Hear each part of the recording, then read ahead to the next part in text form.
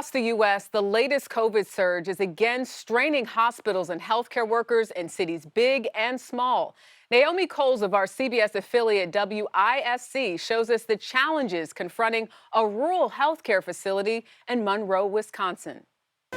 Very rarely do we see a vaccinated patient. Behind 6 quiet ICU curtains, privacy laws mercifully protect from view the people who lay here in crisis.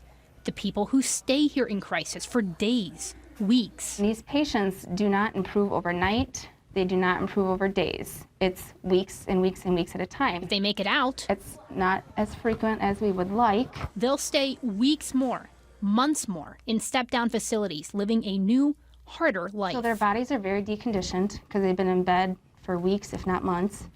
They're getting fed through a tube in their stomach. They're breathing through a hole in their throat.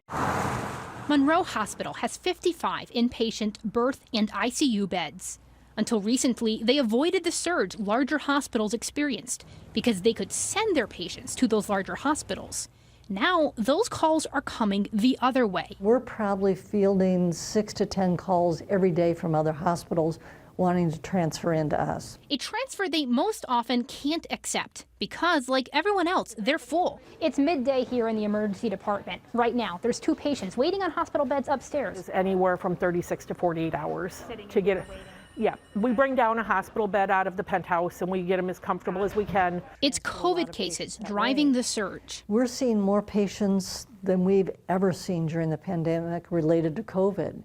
And the community doesn't realize that. Nearly half of their inpatient beds are dedicated to COVID patients. I've spent hours down in the ER trying to help manage ICU patients in the ER, shuffling patients around to try to figure out who's the least sick. The birthing center may have to take some. Surgery staff may have to come to the ICU. Nurses have to make do in situations or departments they're not fully trained for. And the people themselves are coming in sicker. I've seen patients who normally we would have caught a lung cancer very early come in at the final stages of lung cancer for the first time. I ask, are they dying because of that delay? Yes. There isn't a clear light at the end of the tunnel.